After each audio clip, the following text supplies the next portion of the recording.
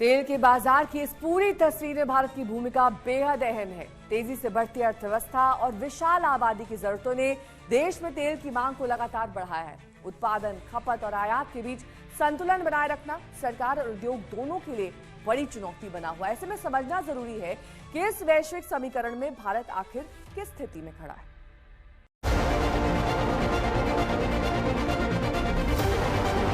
बीते दशक में भारत ने संकट के ऐसे ही समय के लिए कच्चे तेल के भंडारण को भी प्राथमिकता दी है।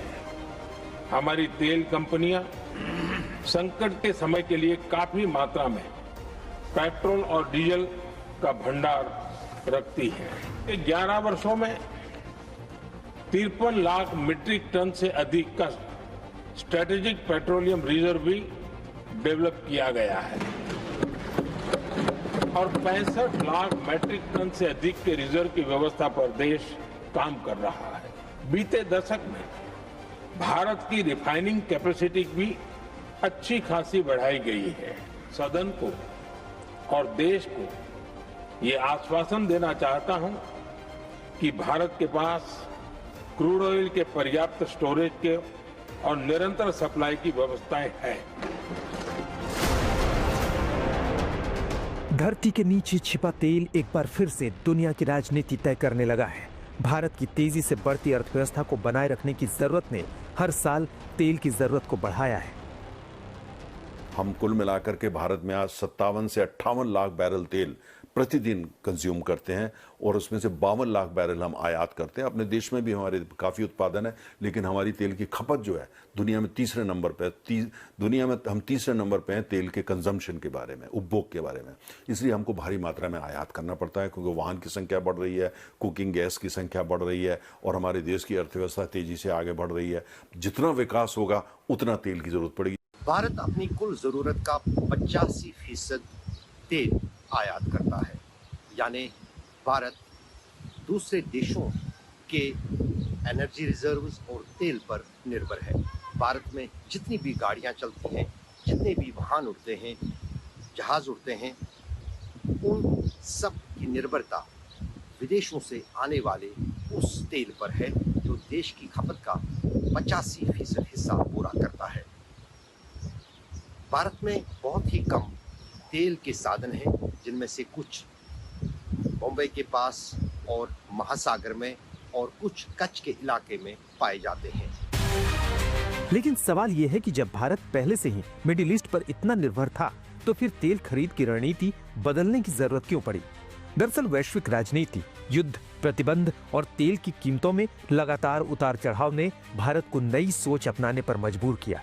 लिहाजा भारत की तेल सप्लाई का नक्शा पहले से कहीं ज्यादा व्यापक और रणनीतिक हो चुका है। सरकार अलग अलग देशों के सप्लायर्स के साथ भी लगातार संपर्क में है। प्रयास ये है कि जहां से संभव हो वहां से तेल और गैस की सप्लाई होती रहे। भारत सरकार गल्फ और आसपास के शिपिंग रूट्स पर निरंतर नजर बनाए हुए है। हमारा प्रयास है कि तेल हो, गैस हो, फर्टिलाइजर हो, ऐसे हर जरूरी सामान से जुड़े जहाज भारत तक सुरक्षित पहुंचे। कुछ साल पहले तक भारत की ऊर्जा जरूरत का सबसे बड़ा हिस्सा पश्चिम एशिया और खास तौर पर खाड़ी के देश पूरा किया करते थे। संयुक्त अरब अमीरात, सऊदी अरब, कुवैत, इराक, ये सारे देश भारत के लिए बड़े तेल आपूर्तिकर्ता थे। अगर इराक की बात करें तो कुछ साल पहले तक इराक भारत का नंबर 1 तेल सप्लायर भी रहा, मगर बीते कुछ सालों के दौरान बदली राजनीति की करवट ने भारत की तेल खरीद की राजनीति और रणनीति दोनों को बदला। 2022 में रूस यूक्रेन युद्ध के बाद पश्चिमी देशों ने रूस पर प्रतिबंध लगाए। रूसी तेल को नए खरीदारों की जरूरत थी और भारत ने मौके को रणनीति में बदल दिया। भारत ने डिस्काउंट पर रूसी तेल खरीदना शुरू किया। कुछ ही महीनों में रूस भारत का सबसे बड़ा तेल सप्लायर बन गया। आज भारत के कुल आयात का बड़ा हिस्सा रूस से आता है। सस्ता तेल मिलने से भारत को महंगाई नियंत्रित रखने में मदद मिली और रिफाइनरी कंपनियों को भी फायदा हुआ। भारत को कहा जाता है रूस से तेल मत मंगाइए, भारत को कहा जाता है रूस से तेल मंगाया तो हम आपके साथ ये कर देंगे। उन्होंने 25% टैरिफ लगा दिया। आप सोचिए, हमारा भारत का अपना पैसा, रूस मित्र देश, वहां से आप तेल लेकर के आना चाहते हैं और वो कहते हैं नहीं रो, क्योंकि तेल की इतनी बड़ी भूमिका है कि जो पूरी ग्लोबल डिप्लोमेसी है वो बदल जाती है।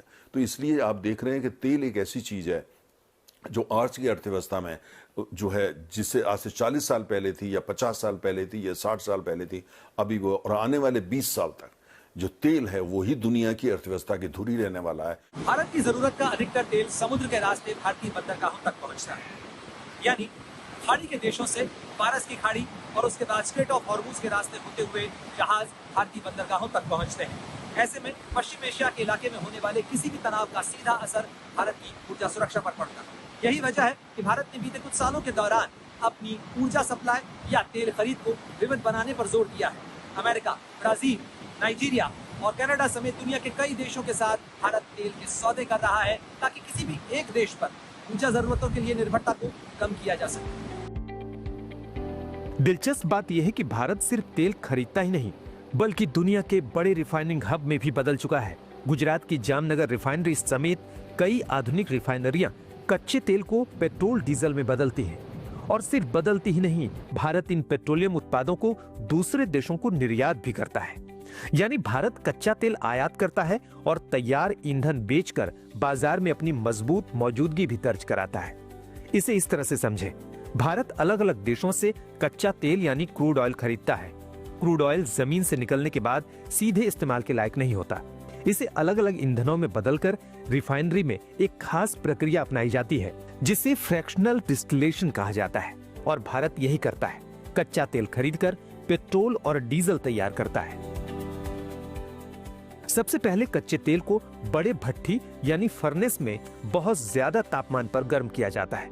गर्म होने के बाद ये भाप में बदलकर एक ऊंचे टावर में पहुंचता है जिसे डिस्टिलेशन कॉलम कहते हैं। इस टावर में ऊपर से नीचे तक तापमान अलग अलग होता है। हल्की गैसें सबसे ऊपर ठंडी जगह पर पहुंचकर पेट्रोलियम गैस बनती है। उससे नीचे पेट्रोल और गैसोलीन निकलते हैं जिनका इस्तेमाल गाड़ियों में होता है। थोड़ा भारी हिस्सा नेफ्था और पैराफिन के रूप में मिलता है जो केमिकल विमान ईंधन में काम आता है।